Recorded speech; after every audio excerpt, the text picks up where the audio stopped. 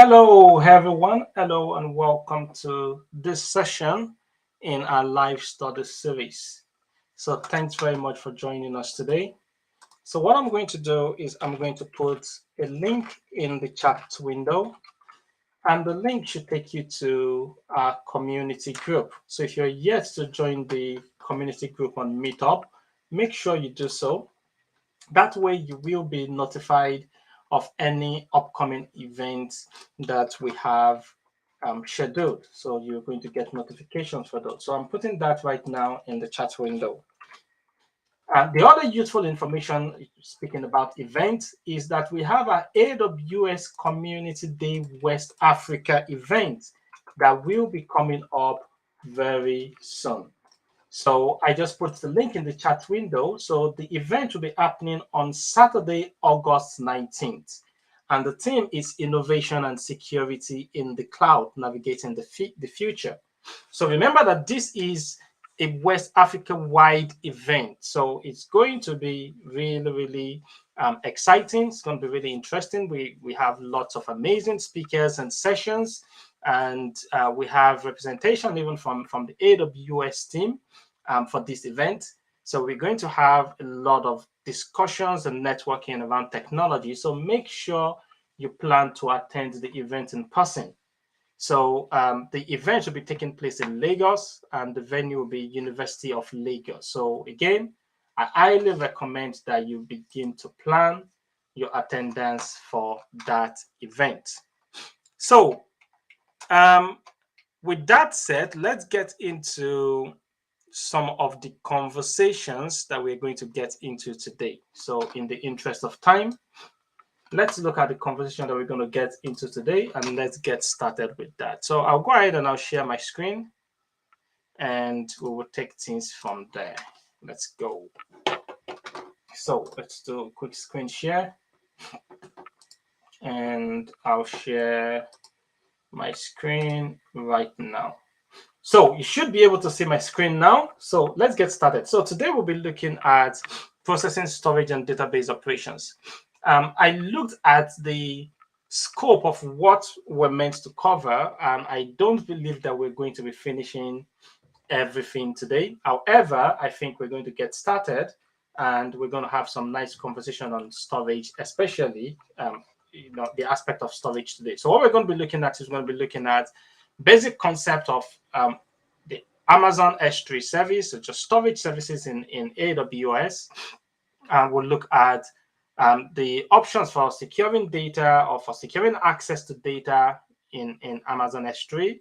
We'll look at working with the SDK. Realistically, I think that that's where we'll probably get to today before we stop. So let's get started.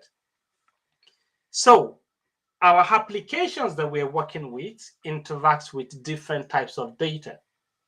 So we have structured data sets, we have unstructured data sets, right? And we have semi-structured data sets. So these are different types of data that our applications interact with. And we need services to store this data into. So let's talk about storage service categories in AWS. So AWS supports the following storage types. We have block storage support, we have file storage support, and we have object storage support. Block storage support is referring to raw, unformatted storage, right? So the term itself, the term block itself, if you think about it, like you've got like a large shelf where you can put boxes. So you have a large shelf, and within your shelf, you can put different boxes. So I'll just say B1, so that's box one. So, and you have B2, box two. The boxes are unrelated to each other. The content in this box may be unrelated to the content in the other box. However, an application can retrieve the boxes independently of each other and very quickly. So if an application needs to access what is in that block, they can access it. And if an application needs to access what is in that block, it can access it. So block storage is really useful for application that needs fast access,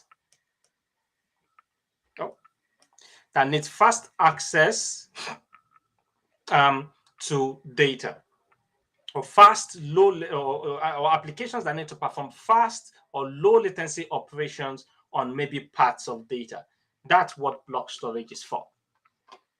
So, what services does AWS have when it comes to the conversation around block storage? Well, we have general purpose SSD, or we have the main service in AWS is a service called EBS, which is the Elastic Block Store, which is a service that we can use to provision hard drives or hard disks for EC2 instances in AWS.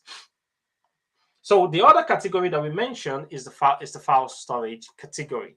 And file storage category is really referring to traditional file system. So like the type of file system that we have on our computers. So in AWS, there are a few services that we can use to provision file storage access. So we have Amazon EFS, Elastic File Store. We have Amazon FSx for Windows File Server for those who may want to use the familiar Windows file system. We have Amazon FSx Lustre, which is optimized for high performance workloads. So these are different types of file storage services in AWS. And last but not the least, we have object storage. And object storage allows us to store data as objects. So we can store data as objects, and each object has a unique identifier. So each object has a unique identifier. And we'll see a little bit more about this in upcoming slides. So the service that we can use in AWS for object type storage is we have the S3 service. So we have S3 service, which we have different categories, which we'll talk about in some other study sessions. So let's move on very quickly. So the Amazon S3 service itself, it's a highly durable, highly available, secure, and highly performant object storage service in AWS. So in terms of availability, for example, Amazon S3 is designed for 99.99% availability. And 99.99% availability, that's talking about we can there's potential there could be downtime for approximately about 44 minutes in a month, right? And that is approximately almost 9 hours in a year. So essentially, this is a service that's usually available. So for majority of the operations that you're going to be performing, the service is going to be available to service your request. It's highly durable. So some of you may have heard about the popular 11 nines, right? 11 nines for AWS S3 durability. And durability is talking about the measure of a system's ability to avoid loss of information or loss of data. So what that means is that it is very unlikely for our data to be lost once our data is stored on Amazon S3. So 11 nines, the significance of that is saying like if you're storing 1 million objects, and you're going to be storing 1 million objects for 10 million years. Theoretically speaking, you would expect to lose one file. Now, remember that this is all theoretical. There are other factors that contribute to whether you lose a file or you don't lose a file. But theoretically speaking, once you store that data will remain stored. And the probability of losing that will be very, very low. So we have security. The Amazon S3 service has multiple features that we can use to implement security. So it has lots of features around access control. It has lots of features around encryption. It has lots of features around compliance. So it has lots of features that we can use to implement security. From a manageability perspective, we can interact with the service using the API, using the management console, using SDKs for the different programming language client libraries. We have multiple options that we can use to interact with it. From a scalability perspective, the service itself, it can accommodate unlimited amount of data. So we're not really limited in terms of the amount of data that we can store in S3. So that is unlimited. However, that being said, for individual objects in S3, there is a maximum limit of 5 terabytes per object. So just keep that in mind. So about 5 terabytes per object is the maximum limit. But in terms of the overall storage, we can store unlimited number of data in the service. Some of the common use cases for Amazon S3. So we have common use cases like you want to do content storage and distribution. So maybe you have content for your website that you need to host. It could be audio, it could be video. So many of us are familiar with multiple services like Netflix that are using AWS to store S3 to store their videos behind the scenes, right? So you have static website hosting, which is one of the features that S3 supports. We have big data analytics, which is very useful again, considering the fact that you can store almost unlimited amount of data in this service. You have integrations with backup and archiving, apart from the native durability that we get. And also we have capabilities built into the service where we can use it for disaster recovery. So what you see is a lot of people, they have maybe certain sensitive files that they need to be able to get access to, maybe for compliance purposes. They can copy those data and copy them into an Amazon S3 bucket, again, and benefit from the 11.9 durability that we talked about. So let's move on. Amazon S3, what are some of the components that it has? Well, the first component of Amazon S3 is we have a bucket. So within the S3 service, we can create an S3 bucket. And when we create our S3 bucket, we have to define the region that the bucket is going to be in. Now, even though our S3 bucket is going to be located in a region, the S3 bucket itself is considered to be a global resource, even though we're going to be accessing it regionally. The namespace that we use for our S3 bucket has to be globally unique. So remember that I said, even though we access it regionally, it's considered to be a global resource. So whatever name that we are using has to be unique, not just for a region, it has to be unique globally across AWS. And the name that we can use, the name can be from, we can use lowercase, numbers, hyphens. It's not recommended to use period, so do not use period in your S3 bucket name, and do not use underscore. Don't use underscores. So why? Why should I not use period? Very good question. So because if you use period, it can cause certificate issues, certificate exception issues when you're trying to access your bucket or your objects using HTTPS. So that's why it's recommended don't use periods in the name. So I can see we have a few people online, so welcome. Thanks for joining us. You can see we got Isaac there. Welcome. Thanks for joining us. Thanks, everyone. Okay, so let's move on very quickly.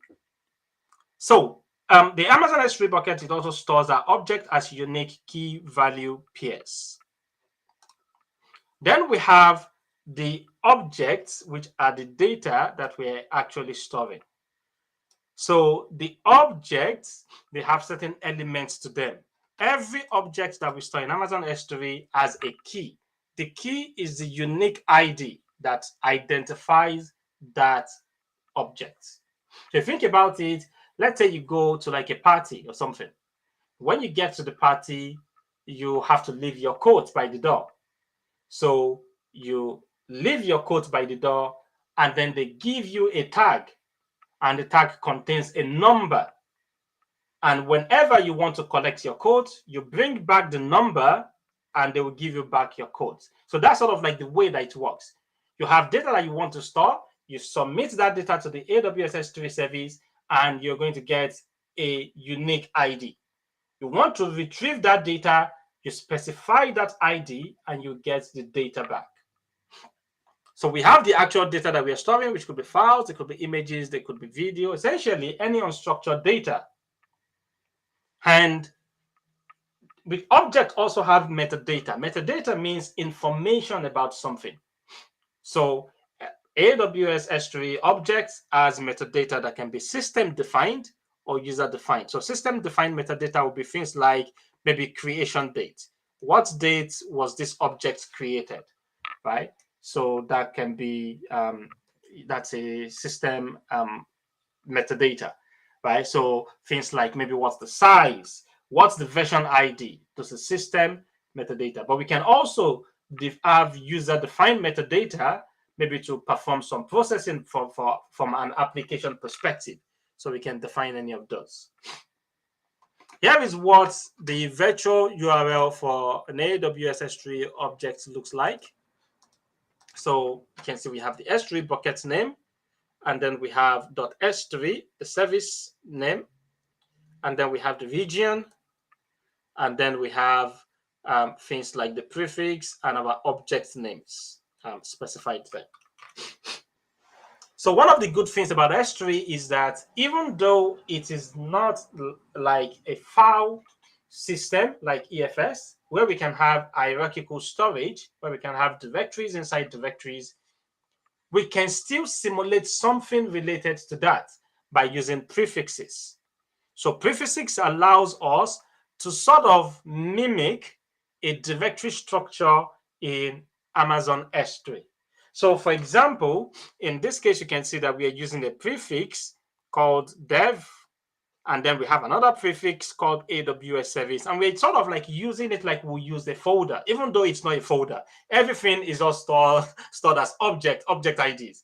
But in order to simulate that, we're using prefixes to do that. And you can see if we want to retrieve, let's say, objects that have this prefix of dev, we can specify that prefix key, and that gets us all the objects within that as that prefix. So essentially similar to a folder, but it's not a folder. Just keep that in mind. So, and in this particular case, you can see that we're doing the same thing for dev AWS service, and we're able to get the items back.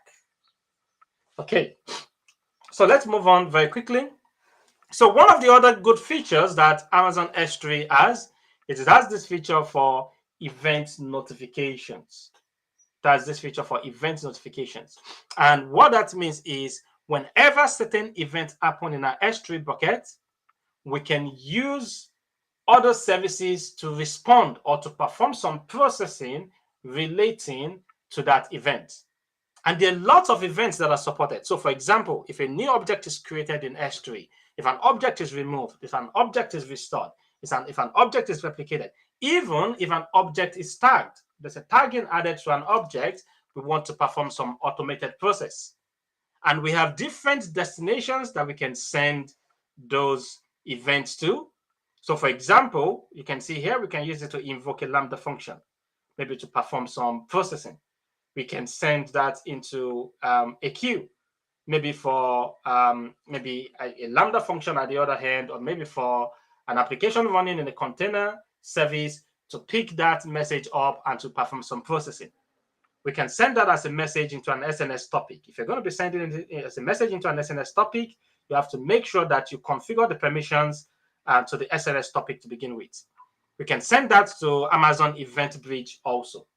So actually, let me just show you where that exists very quickly. So I've got like my Amazon S3 environment here.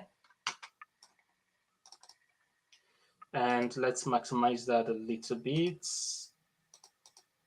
So for example, if I go to on the properties of this Amazon S3 bucket, excuse me, Another property, if I scroll down, one of the options that we have here is we have the option for event notifications. And I can go to create an event notification, and you see that there are multiple event types that are supported. When an object is created, when an object is removed, when an object is restored, and when ACL changes for an object. Excuse me, I'm about to sneeze. And multiple other events that we can select. And then for the destination, you can see that we can send that to Lambda function, SNS topic, SQSQ, and there are multiple other things that we can do. Or we can go create that from an event-rich perspective. So let's get back to the slides very quickly. If you have any questions again, as I go through this, feel free to put your questions in the chat window and I will address them. So one of the other capabilities supported here is we have versioning.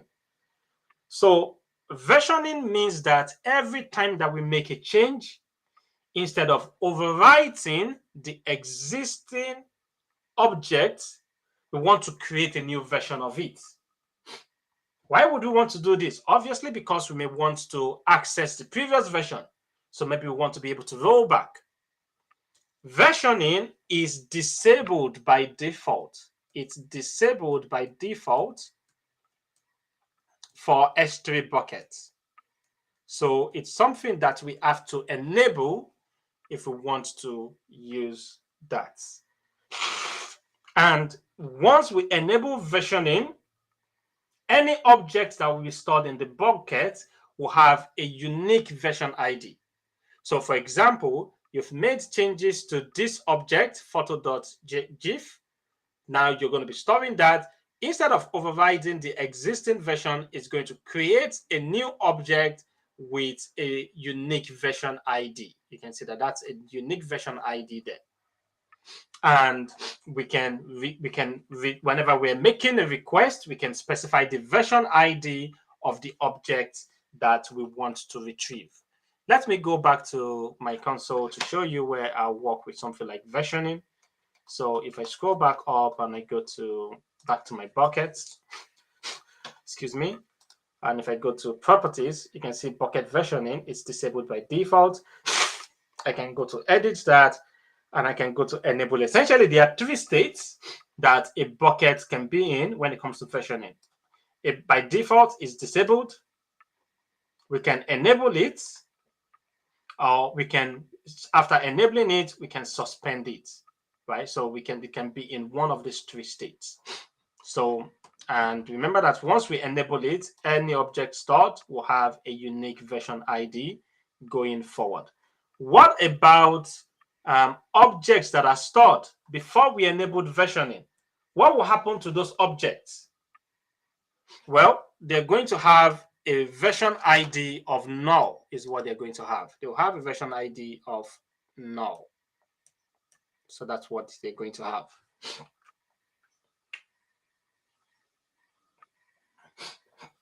So Isaac asked a question. Let me bring up the question. What about periods in the case of static website hosting? Oh, you mean using periods in the name? I'm assuming that that's the question that you're asking.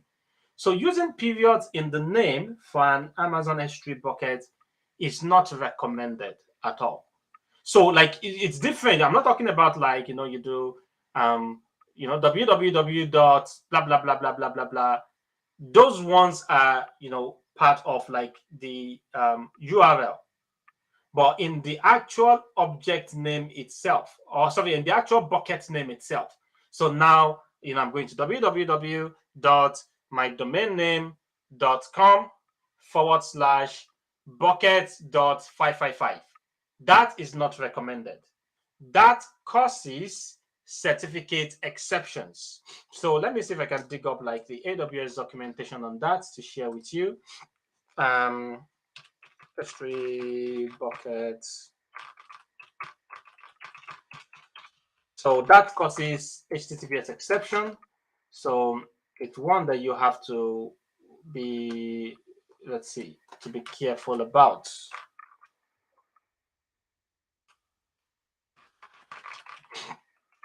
Let me see. Okay, so you see this, like there's a lot of like documentation and stuff. Like for example, if I bring this up on the screen, you see people raising this as far back as many, many years ago. People talking about the same thing, and people going, "Hey, the SSL certificate is not valid. Every browser trying to display the picture because it's not good." So you're going to get certificate exceptions if you do that.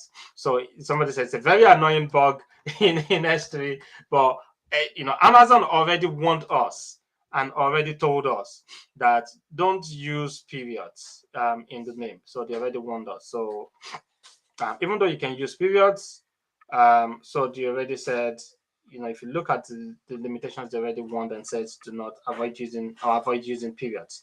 So anyways, so if you need to do like some naming formatting, use hyphens instead. Anyways, let me move on very quickly. So back to the slide.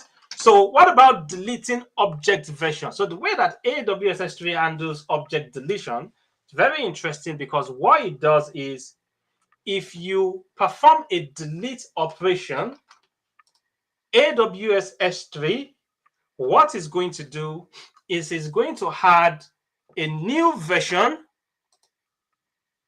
It's going to add a new version of that object with a delete marker. So what does that mean, baby? So if you imagine, like, let's say you work in a library. You work in a library, and in your library, you have books on the shelf. You have different books on the shelf. So maybe you want to remove book one. You want to remove book one. But instead of removing book one, what you're going to do is you're going to get like a little note. And you're going to post the notes in that shelf area to say book one is going to be removed. So if anyone comes in and says, I want to borrow book one in the library, do not give them the book. It does not mean that the book does not exist anymore. The book still exists. It just means that you've added a note to the book to say this book will become unavailable in this library going forward. That's essentially what S3 does in the backend. S3 doesn't actually remove the object immediately. It just adds a delete marker to that object. So whenever you do a GET request for that object, whenever it sees the delete marker, it's going to return a 404 response to you, which means it's not available, but the object is actually still there. So if you need to restore this object, what you need to do is you need to delete the delete marker. So you just need to delete the delete marker. And if you delete the delete marker, the object becomes available again. So that's how AWS handles deletion in the backend. So it adds a delete marker, but we can also delete the delete marker if we need to restore the object. So we can delete a specific version ID. So instead of deleting the entire object itself, we can actually make a request. For example, if you look at this sample right here, in this sample, you can see that we're specifying a delete operation, and we're specifying we want to delete version ID 121212. And it's going to delete just that version and leave other versions. So we can specify version ID in our delete operations. Tagging is also an operation that we can use with this. So tagging allows us to add additional information to resources and objects in AWS. So there are many use cases for tagging. We can use them to group objects together. So maybe we want to group objects by maybe compliance requirements. Okay, maybe you want to tag any object that contains personally identifiable information, PII, in your environment. You can use tagging to group them together. Maybe you want to use that for cost allocation. So maybe you want to tag any object that's been stored by a particular product group in your organization. You can tag that, and then when you're running when you're generating your report in AWS in the cost center, you can use the tags to say, give me a report for the cost of all the objects that has this tag. So for automation use cases, is another use case that we can use tagging for.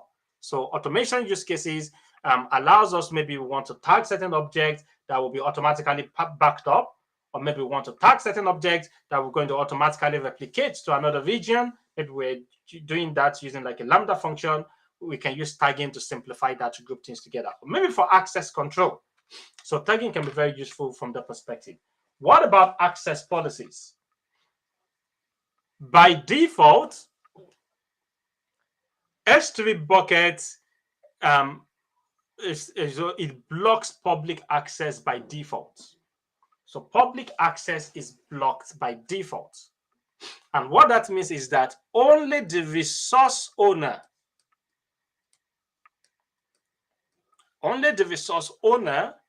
will be able to access an S3 bucket and its resources by default.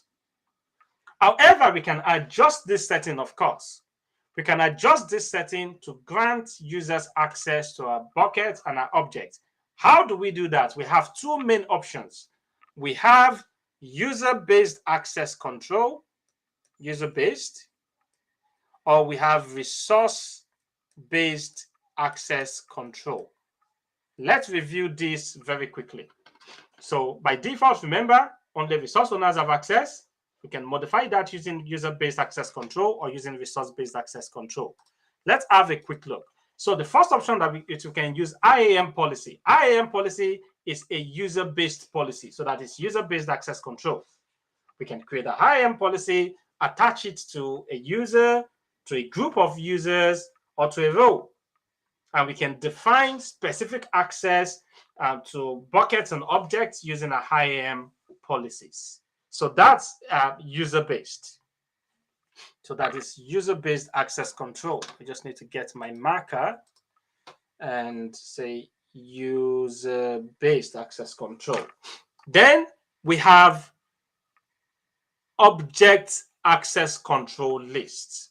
We have access control lists for both object and for bucket. So both of these are resource-based access control, because we apply them not to users or to groups or to roles, we apply them to resource. Object ACL, we can apply it to an object. Bucket ACL, we can apply it to a bucket. Both of these, it's no longer recommended to use them anymore. They are considered to be legacy. So that's considered to be legacy. That's considered to be legacy. So it's not recommended to use them anymore. So what should we use instead if we don't use object ACL and bucket ACL? If we're granting permission from a resource perspective, there's a capability called bucket policy, and that is what is recommended that we use. So we use a bucket policy. And the way that works is we have one policy per S3 bucket. We can use bucket policy to grant public or anonymous access to a bucket and its content. So we can use it to grant public or anonymous access or anonymous. We can specify particular users or applications that we want to grant access to, or we can even grant access across AWS accounts. So it's very robust in terms of the access control that we can use. Again, if you're granting access, what's recommended to use is to use IAM policies or bucket policies and avoid using these two. Avoid using them. So here's an example of a bucket policy. It's a resource-based policy. So this example grants read-only permissions to an anonymous user. So here you can see the 5 key elements. We have the element of the resource that we are granting permission to. So here we are defining the Amazon resource name of the actual resource. That can be an object, can be a bucket. So in this case, that's granting to a bucket, to every object in that bucket. We have the principal, which defines the identity that we're granting permissions to. In this case, star means anonymous or to anonymous user, so to everyone is what that means. We have the actions, which defines the operations that we're going to be allowing or the operations that we're going to be denying for the principal. We have the effect, which determines what we want to specify, whether we want to allow access or deny access. So we have those. So we have the resource, we have the principal, we have the action, we have the effect, and there is another one that is not listed here. So we can also define conditions. So we can define conditions. And conditions allow us to specify what are the various areas that we want to look at before we grant access. So Isaac asked the question, so let me look at the question very quickly. Does the bucket policy drill down to specific files or just the entire bucket? So we can drill down to specific files. So if you think about it, this is a statement, but we can have, this is a statement section. We can have multiple statements, and we can have multiple statements. This one is defining who has access to the bucket. We have another statement that defines who has access to a specific object. We have another statement that defines who has access to another specific object. So it can be granular on individual object level, Isaac, to answer your question. So not just to a bucket. So we can have, in this section, you can see that that's an array. So you can see that that's an array. And we can, if we want to add another statement, we just add a comma, and then we had statement 2. And then we add a comma, and then we have statement 3. Hopefully that makes sense. So we can have multiple. We can drill down. So I'm looking at the time now. So, and let's talk about this very quickly. Amazon S3 access points. So if you imagine that you have a big house, and in the big house, you have multiple rooms in that big house. Instead of giving everybody the same key to access the house and to be able to access any room in the house, what you want to do is you want to give people individual keys for the room that they should have access to. That is what access point allows us to do. Access point allows us to create an entry point for different groups in our organization that will give them access only to the data that we want them to have access to. So that's what that allows us to do. So in this case, we have a support access point that gives access to only data with the support prefix. We have a developer access point that gives access to data only with the developer prefix. And we have a QA access point that gives access only to data with a QA prefix. And then we can expose that and give that, we can expose that to different groups within our organization. So that's what that is useful for. So this is useful for in the cases of like some, let's say, decentralized teams, or maybe you have a data lake scenario. This can be useful for that. We've looked at this earlier. So this is the entry point for an AWS S3. So in terms of like the bucket name, the service codes division, and object. So let's move on very quickly so I can round up for today. So this is not talking about types of storage. It's talking about how do we interact with the AWS service. One of the ways to interact with the AWS service is to use the AWS CLI command. However, there are two sets of AWS S3 commands that we have. We have the AWS S3 commands, and we have the AWS S3 API commands. So those are two sets of commands for interacting with S3 using the command line. What's the difference between these two, S3 and S3 API? S3 is what you refer to as high-level command sets. What does that mean? What that means is that it is abstracting a lot of complexity from us. So instead of us getting into how does this API work, what API response am I getting back, it's going to abstract a lot of that for us. And it's going to simplify how we perform operations using the command line. So it simplifies how we do this. So you want to copy a file from your local system to an Amazon S3 bucket, you simply use AWS S3 copy command.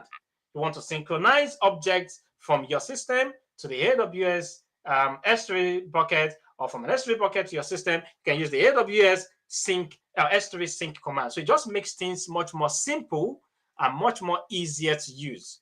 So we can use it to simplify operations like uploading files to S3, listing the objects in S3. So you can do AWS S3 list, and it's going to list all the objects in the S3 bucket. So it actually simplifies things. S3 API, on the other hand, is for advanced users, people that understand how the S3 API works, because this actually has a one-to-one mapping to S3 API, which means you can access operations that may not be available using the S3 command. So operations like you want to do object tagging, you want to modify bucket policies, you want to do multi-path uploads. These are operations that gives us fine level control to the service. So that is what the S3 API is for. So this is for like maybe beginner users or simplified use cases, while this is for like advanced users where you have an understanding of how the API, S3 API works and the kind of responses that you get, and you can interact with things that way.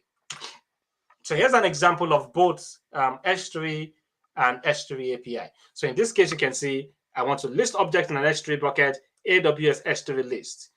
Doing the same thing using the S3 API, you can see that that's much more complex, right? So list bucket, query bucket, and then get the array and filter that by name. And then you get the array response written back to you. So that's much more complex, right? So versus AWS S3 list. So again, this just abstract a lot of complexity. This gives us much more detailed access. I think I will end very soon. And I do have a question that will determine who gets the gift for today. So before I go ahead, let me ask the question for today. That's going to determine who gets our gift for today. So let's bring this up very quickly. So here is my question for you today.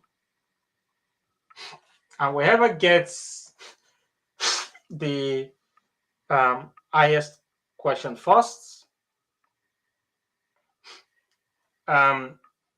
is going to get the prize. So I have two questions for you.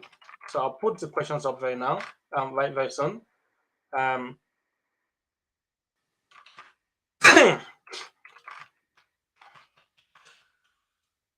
Excuse me, apologies. Just need to. Wow.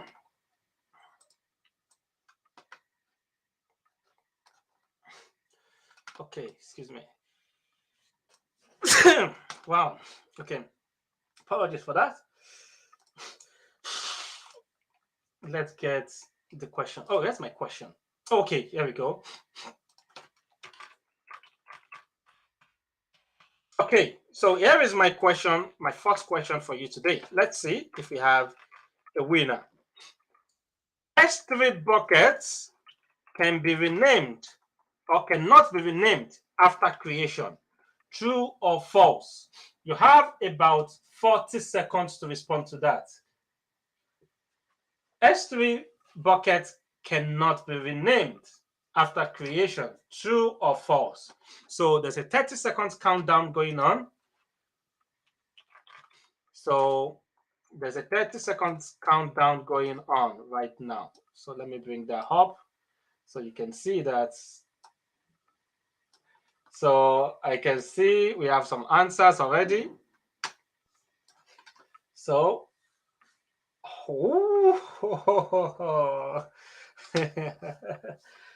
I can see Isaac says false, then Isaac said true. So, and let's see. So this brings us to the end. So 30 seconds has expired. We only have Isaac's response. Isaac, first of all, said false. Then Isaac said true. The answer to this is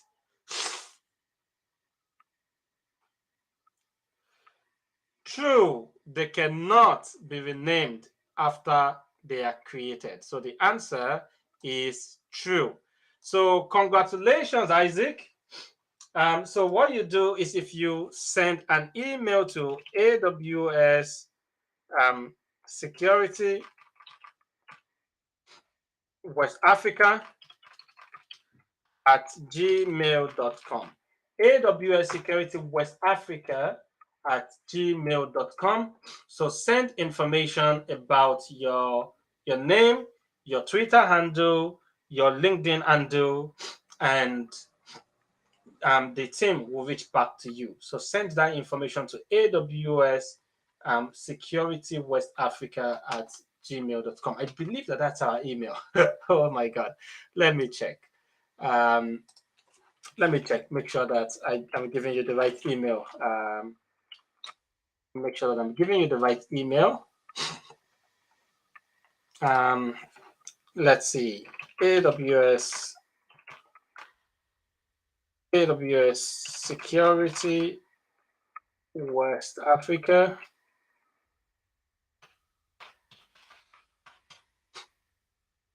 Yeah, I think that's the one. So if it's not the one, Isaac, just look for my name on LinkedIn and I'll connect you to the right one. But I think that's the right one. AWS Security West Africa at gmail.com.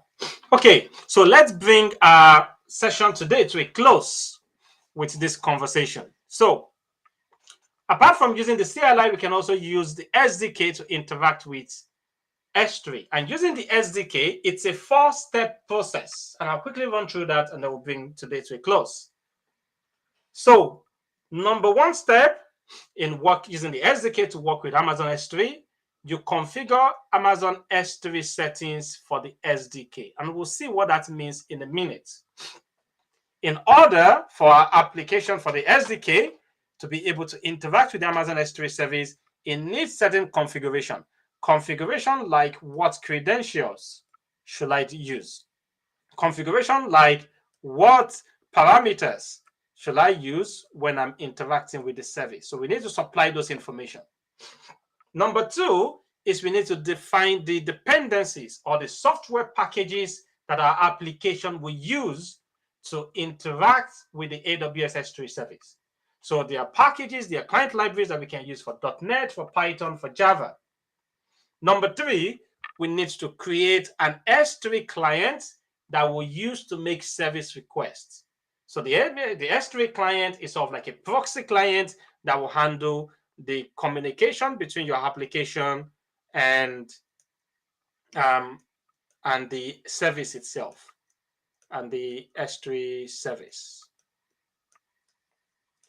And then number four, you perform the operations that we want to perform. So let's look at number one very quickly. Configure Amazon S3 settings for the SDK. Here is an example of that. We do that using the AWS config file. It's one of the ways that we can use to do that. And there are different configurations that we can specify. So in this case, we are defining basic default configuration like what AWS region will it default to, with the SDK default to. What formats do we want to receive our output in? Is it JSON? Is it YAML? Or any other formats that we want to use? What credential will be used when it's accessing the service? We specify the credential profile that it's going to use. And specific parameters, when it's interacting with S3, specific parameters like what's the maximum concurrent request that we want it to use? What if we're doing like a multi-path upload? What's the maximum chunk size that we want it to use? What's the maximum multi-path threshold? What's the multi-path threshold that we want it to use? So we're defining all of those information. For example, we may not want to use all the bandwidth available. We're specifying maximum bandwidth to use if we're uploading objects. So we define those parameters using the configuration file. Once we've done that, in our application, we'll specify the dependencies that we're going to be using. So these are the software packages that we'll be using. So for Java, you have the packages. For .NET, you have the Amazon.s3, Amazon.s3.transfer, Amazon.s3.model. Those are the .NET packages that we can use. For Python, the Python SDK for AWS is referred to as Boto. So we have Boto3.s3, Boto3.s3.transfer.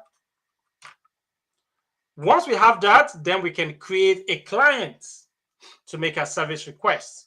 The client is what we'll be using to send responses to the AWS S3 API, and then that will also be receiving the response, and then we can undo and pass the response. So here's an example of creating an S3 client using Python. So in this case, we've added the Boto3.s3 dependency to our application. In this case, we're calling Boto3.client S3, and that will create a low-level client interface. We talked about low-level, high-level earlier. or if we specify boto3.resource, that's going to create a high-level resource interface. And here's an example of creating and configuring the S3 client using Python.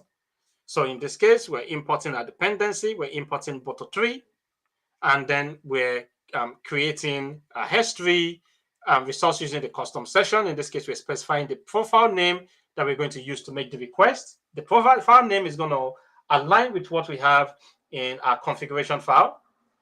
In this case, we're using a high-level resource, not a low-level resource to interact. So in this case, we're specifying, we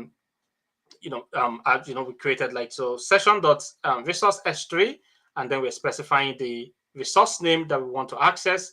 So we have that creates the client, and then resource.bucket, and then we pass the bucket name that we want to interact with. And then after that, we can begin to perform operations like .create. We're using the .create function to create to create a bucket as specified in the profile.